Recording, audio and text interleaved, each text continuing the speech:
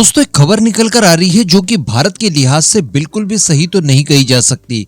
बताया ये जा रहा है कि पाकिस्तान के पास बहुत ही जल्द S-400 लग सकते हैं। अब ऐसा मैं क्यों कह रहा हूं, तो इसके पीछे कुछ कारण बताए जा रहे हैं और अगले कुछ मिनट में आपको वही सारी चीजें बताने जा रहा हूं। आप बस खंडवा डिफेंस फैक्ट को सब्सक्राइब करके वीडियो को पूरा देखकर अपना ओपिनियन नीचे कमेंट बॉक्स में जरूर लिखिएगा।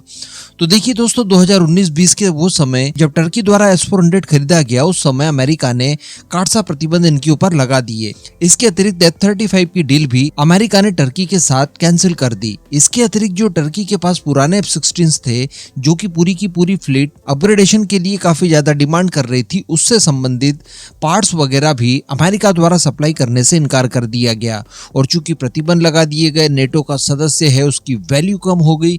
इन सारी चीजों को देखते हुए टर्की बहुत परेशान था, लेकिन टर्की फिर भी इस बात से निश्चिंत था कि देखिए S-400 चूंकि हमारे पास आ चुके हैं, तो इन फ्यूचर ग्रीस F-35 और रफाल जैसे फाइटर जेट जब हमारे खिलाफ इस्तेमाल करेगा, तो उन्हें बड़ी आसानी से हम लोग इसी के जरिए न्यूट्रलाइज करके अपना एज बरकरार रखेंगे। लेकिन दोस्तों, पिछले कुछ समय से लगातार इस तरह की खबरें हम लोग देख पा रहे हैं कि S-400 को अगर स्ट्रैटेजी के साथ काउंटर किया जाए तो इसे काउंटर करना इतना भी ज्यादा मुश्किल नहीं है। हालांकि इस तरह की रिपोर्ट्स भी बार बार निकल कर आई है, जिसमें अमेरिका ने खुद इस बात को स्वीकारा है कि F-35 को बहुत आसानी से डिटेक्ट कर सकता है रशियन S-400। इवन कुछ ही समय पहले जब भारत के अंदर इसका टेस्ट कंडक्ट किया गया था, उस दौरान हम लोगों ने ये भी देखा कि तेजस हो या फिर रफाल फाइटर जेट हो, दोनों के खिलाफ ही S-400 बहुत अच्छा कारगर साबित हुआ। इसके बावजूद बताया ये जा रहा है कि चूंकि टर्की द्वारा अपने खुद के स्वदेशी एयर डिफेंस सिस्टम्स के ऊपर काम करते हुए एक लेयर तैयार कर ली है, जिस तरह से भारत के पास मौजूद है, तो अब वो लोग चाहते हैं कि S-400 को रिटायर कर दिया जाए। जी हाँ, वो S-400 जो कि अभी तक अनयूज्ड है, उसे वो लोग रिटायर करने जा रहे हैं। एक समय था कि जब टर्की द्वारा प्रॉपर एक इवेंट रखकर F-16 के खिलाफ इनका परीक्षण वगैरह किया जाता है अमेरिका के खिलाफ जाकर, लेकिन अब वो सडनली इन्हें रिटायर करने की बात कर रहा है। वैसे तो कारण ये बताए जा रहे हैं कि S-400 बराबर परफॉर्म नहीं कर सकता। इन सब चीजों को जानने के बाद टर्की ने ये निर्णय लिया है, लेकिन वास्तविकता इससे कुछ अलग है। S-400 परफॉर्म उतना सही से नहीं कर पा रहा, ये तो हम लोग देख पा रहे हैं, लेकिन ऐसा नहीं कहा जा सकता कि ये बिल्कुल काम के नहीं है। अगर पायलट्स जैसी स्ट्रेटेजी आपके S-400 ऑपरेटर ने तैयार कर ली, तो डेफिनेटली ये F-35 जैसे फाइटर जेट के खिलाफ भी उतना ही कारगर साबित हो सकता है। लेकिन जो प्रतिबंध लग चुके हैं, अमेरिका का जो प्रेशर आ रहा है, नेटो देशों का जो प्रेशर टर्की के ऊपर आ रहा है, वो इस समय वो हैंडल नहीं कर पा रहा है। और ऐसी परिस्थिति में वो S-400 जो कि बीमारी की जड़ मानी जा रही है, उससे हटाना चाहता है, जिससे कि नेटो सहित बाकी के यूरोपियन देश और अमेरिका के साथ उसके अच्छे संबंध पहले की तरह हो जाए।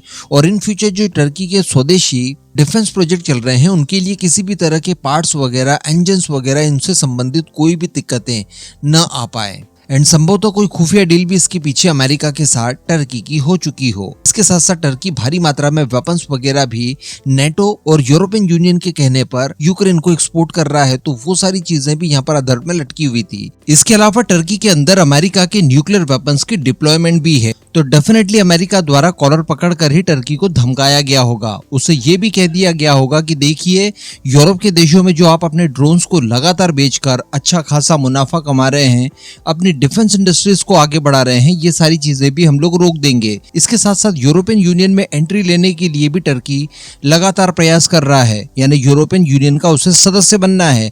इसके लिए भी S-400 बहुत बड़ा बाधक था। तो यहाँ पर संभवतः अमेरिका सहित यूरोपियन गैंग की साजिश में टर्की शामिल हो गया और ये निर्णय संभवतः निकाला गया होगा कि देखिए, अब समय आ चुका है कि रशियन वेपन्स को बदनाम करना और डिफेम करना शुरू कर दिया जाए, ताकि रशिया की डिफेंस इंडस्ट्री पहले की तरह मजबूत न रह पाए। क्योंकि रशिया अगर डिफेंस के क्षेत्र में कमजोर एक बार हो जाता है, तो ये इनके लिए बहुत ज्यादा फायदेमंद होगा। तो इन सब कारणों को मिला जुला कर आप एक निष्कर्ष निकाल सकते हैं कि ये सारी कुछ गतिविधियां की गई हो, और ये सारे एक संकेत भारत के लिए भी अमेरिका सहित यूरोपियन देशों के हो सकते हैं कि देखिए, S-400 तो आपने भी खरीदा है।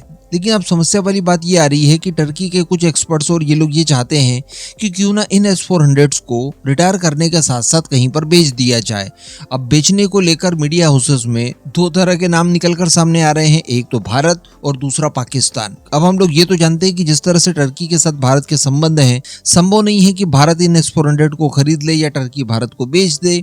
तो यहाँ पर संभावनाएं काफी कम लग रही है। लेकिन क्या ये पाकिस्तान को बेचे जा सकते हैं? अगर ऐसा होता है तो ये भारत के लिए लिए एक बहुत बड़ा सिरदर्द साबित हो सकता है। वैसे मैं आपको बता दूं कि जब भारत द्वारा रशिया से S-400 की डील की गई थी, उस समय भी इस तरह की खबरें निकलकर सामने आई थी कि ये डील भारत ने मजबूरी में की, क्योंकि भारत के पास इनके ऑलरेडी ऑप्शंस मौजूद हैं।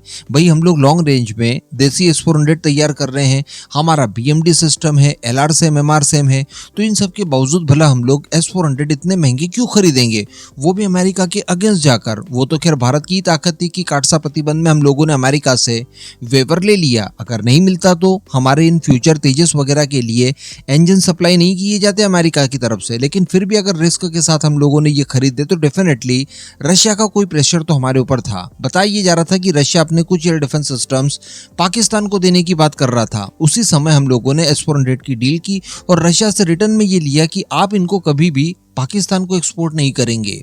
तो क्या टर्की अब पाकिस्तान को ये एक्सपोर्ट कर पाएगा? क्या ऐसा करने के लिए रशिया उसे रजामंदी देगा? और अगर रशिया परमिशन इस तरह की देता है तो क्या भारत इसे एक्सेप्ट कर लेगा एज इट इज? तो काफी कुछ चीजें इन फ्यूचर कॉम्प्लेक्स हो सकती है। इनको लेकर लगातार मेरी नजर बनी रहेगी, लेकिन आप अपना ओपिनियन जरूर दीजिएगा और बताइएगा कि अगर ऐसा होता है कि टर्की पाकिस्तान को S-400 एक्सपोर्ट करता है पुराने वाले, तो इसको लेकर भारत किस तरह का विरोध प्रदर्शित कर सकता है।